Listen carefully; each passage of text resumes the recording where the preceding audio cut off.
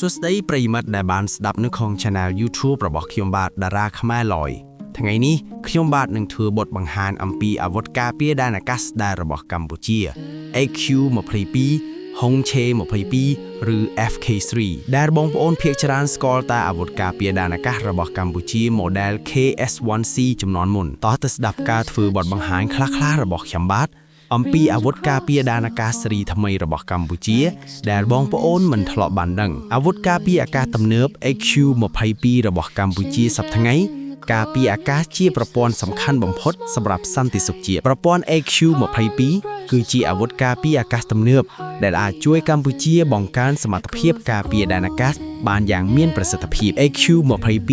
ត្រូវបានអភិវឌ្ឍឡើងដោយបច្ចេកវិទ្យាយោធាទំនើបដោយផ្អែកលើបទពិសោធន៍ប្រព័ន្ធការពារអាកាសជំនាន់មុននិងបានកែលម្អឲ្យឆ្លើយតបទៅនឹងសង្គ្រាមសម័យថ្មី AQ-22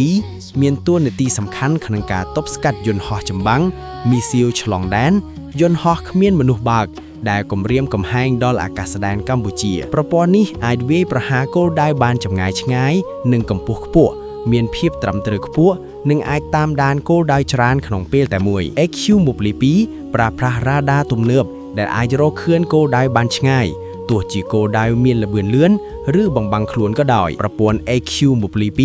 អាចផ្លាស់ប្ដូរបានយ៉ាងរហ័សដំឡើងនិងដំណើរការបានក្នុងរយៈពេលខ្លីធ្វើឲ្យងាយស្រួលក្នុងការការពារតំបន់សំខាន់ៗ AQ-22 អាចធ្វើការជាមួយប្រព័ន្ធការពារអាកាសផ្សេងទៀតបង្កើតជាបណ្ដាញការពារដែលរឹងមាំនិងមានប្រសិទ្ធភាពខ្ពស់ការមាន AQ-22 នឹងជួយកម្ពុជាពង្រឹងអធិបតេយ្យអាកាសការពារសន្តិសុខជាតិបង្កើនសមត្ថភាពទប់ស្កាត់គ្រោះថ្នាក់ពីខាងក្រៅ AQ-22 មិនមែនជាអាវុធសម្រាប់វាយប្រហារប៉ុន្តែជាអាវុធការពារដែលបង្កើនភាពទុកចិត្តនិងស្ថិរភាពក្នុងតំបន់ជាមួយប្រព័ន្ធការពារអាកាស AQ-22 កម្ពុជាអាចឈានទៅរកកងទ័ពសម័យថ្មី